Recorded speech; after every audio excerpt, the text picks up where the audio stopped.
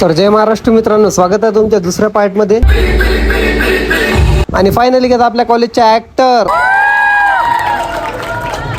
निघायचा अख्ख्या कॉलेजच्या फेमस पोरगा विशाल ज्यासाठी रेडी। आणि फेअरवेल पार्टी पण थोडं मनात दुःख बी येतच होतं बा। बरं विशाल साठी शायरी लिहिली आहे बा जुनियर्स ना, ऐकून घ्या तुम्ही बी। नाम मेरा सुन के मुस्कुरा देती है, बातें मेरी सुनकर शर्मा जाती है।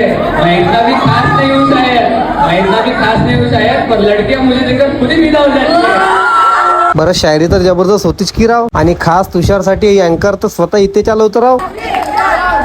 आणि कॉलेजच्या हात तोच मुलगा आहे जो कोणताही कांड झाला तरी याचेच नाव येत होतं। आणि आपल्या ऍक्टर मित्राला तर मस्त टास्क दिला होता बाबूरावच्या।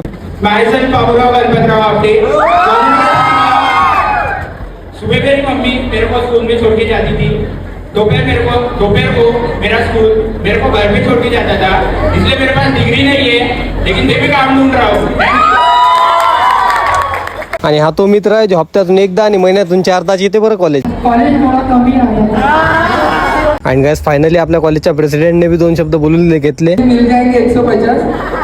कॉलेज का वो लड़का सबका क्रश कहीं ना कहीं, ऐसा चार हर किसी में होता नहीं। Oh no. आणि गाइस आपल्या क्लासमध्ये पूर्ण मल्टीटास्किंग पोर आहेत बरं। आता तुम्हाला शायरी दाखवतो। चांद सितारे फूल परिंदे शाम सवेरा एक तरफ, तेरा हंसना तेरी बातें तेरा चेहरा एक तरफ। Favourite ma'am.